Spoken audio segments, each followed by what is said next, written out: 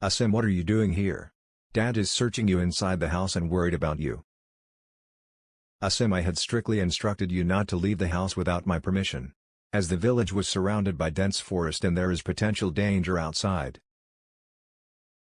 As I have told you that being a curious toddler, he forgot about your instruction and follow the butterflies and enjoy beauty of nature just near the edge of yard.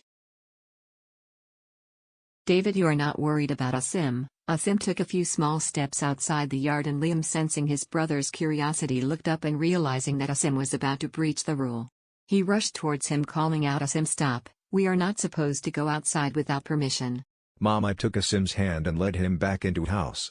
Mom, I continued to play with him, making sure that he was entertained within the safe boundaries of home. I also took the opportunity to share the stories about the importance of listening to their parents and how rules meant to keep them secure. David, as you see, they enjoy their time outside and they learn an important lesson about following rules and seeking permission before venturing outside. Now they understand that safety and guidance from parents is essential, ensuring their adventures were always within the limits set by those who cared for them. Mama, we ensure you that we will always enjoy within the limits set by you and Papa.